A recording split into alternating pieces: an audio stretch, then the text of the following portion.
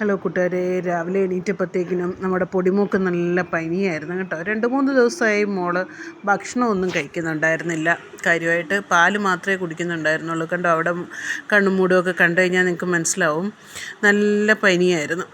അപ്പം ഞാൻ വിചാരിച്ചെന്താണല്ലോ ഡോക്ടറെ അടുത്ത് കൊണ്ട് കാണിക്കുക. അപ്പോൾ ഇഞ്ചക്ഷൻ എടുത്ത് നമ്മുടെ വാക്സിൻ എടുത്തിട്ട് 2 ആഴ്ച ആവുന്നതേ ഉണ്ടായിരുന്നുള്ളൂ.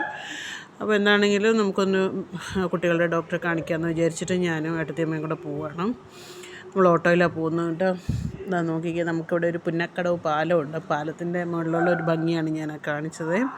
അങ്ങനെ ഞങ്ങൾ BKM ഹോസ്പിറ്റലിലാണ് പോയത്. അവിടെ നമുക്ക് ഒരു സുമേഷ് ഡോക്ടറുണ്ട്, ഡോക്ടറെ കാണിക്കാമെന്ന് വെച്ച് ഞാൻ ആദ്യമായിട്ടാണ് മോളെ ഇങ്ങനെ കുട്ടികളുടെ ഡോക്ടറെ കാണിക്കാൻ വേണ്ടി പോകുന്നത്. അവിടെ ചെന്ന് കഴിഞ്ഞപ്പോഴത്തേനും ആൾ കുറച്ച് കരച്ചിലും കാര്യങ്ങളും ഒക്കെ ആയിരുന്നു. ഒന്നും കഴിയുന്നുണ്ടായിരുന്നില്ല മൂക്ക്. അങ്ങനെ ഡോക്ടറെ അടുത്ത് കയറി കാണിച്ചു. പ്രത്യേകിച്ച് അങ്ങനെ വലിയ പ്രശ്നങ്ങളൊന്നും ഇല്ല, കഫക്കെട്ടോ കാര്യങ്ങളോ ഒന്നും ഉണ്ടായിരുന്നില്ല. സാധാ പനിയാണെന്ന് പറഞ്ഞു. ഞാൻ മരുന്ന് മേടിക്കാൻ നിൽക്കുന്ന നേരത്തേനെ അവിടെ ഒരു കുട്ടി കരയുന്നത് കണ്ടുകൊണ്ട് മോളങ്ങ് കരച്ചിൽ തുടങ്ങി. ചേച്ചി മോളെയും കൊണ്ട് വെളിയിലേക്ക് അങ്ങ് പോയി. ഞാൻ അന്നേരം മരുന്ന് വയ്ക്കാൻ വേണ്ടിയിട്ട് അവിടെ നിൽക്കുന്നുണ്ടായിരുന്നു. നമുക്ക് ആൻറ്റിബയോട്ടിക്കും തന്നിട്ടുണ്ട്, ആവശ്യമുണ്ടെങ്കിൽ മാത്രം കൊടുത്താൽ മതിയെന്ന് പറഞ്ഞു. അങ്ങനെ മരുന്നൊക്കെ മേടിച്ച് ഞങ്ങൾ മെല്ലെ നമുക്കൊരു ജ്വല്ലറി കയറേണ്ട ആവശ്യമുണ്ടായിരുന്നേ. അപ്പോൾ അങ്ങനെ അതിൻ്റെ അടുത്ത് തന്നെയാണ്, തൊട്ടടുത്ത് തന്നെയാണ്. അങ്ങനെ നമ്മൾ ജ്വല്ലറി പോയി. അവിടുന്ന് നമുക്ക് അജേട്ടൻ്റെ ഒരു ഫ്രണ്ട് പോകുന്നുണ്ട് ദുബായിലേക്ക്. അപ്പോൾ കുറച്ച് സാധനങ്ങൾ കൊടുത്തു വിടണമായിരുന്നു. മോൾക്ക് പനിയും കൂടെ ആയത് കാരണം ആകെ വിഷമിച്ചിട്ട് തന്നെ ഉണ്ടായിരുന്നത്.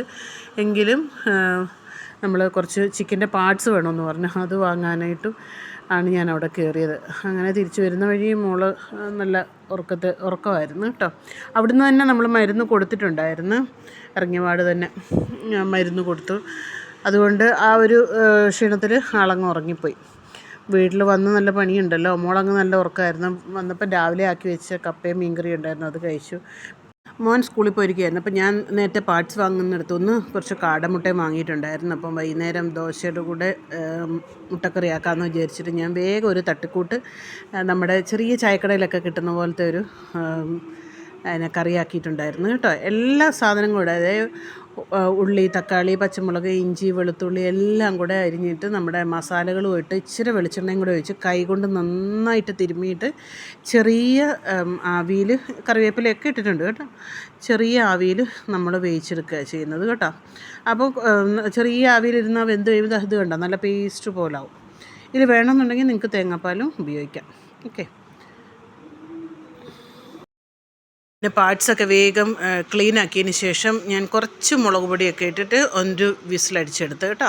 അതേസമയം തന്നെ കുറച്ച് അവലും വിളയിക്കാനുണ്ടായിരുന്നു. അപ്പം നേരത്തെ തേങ്ങയെല്ലാം ചിരണ്ടി നമ്മുടെ ചേച്ചി തന്നിരുന്നത് കാരണം എളുപ്പം എനിക്ക് അവലും എല്ലാം വിളയിച്ച് ഞാൻ എടുത്തു.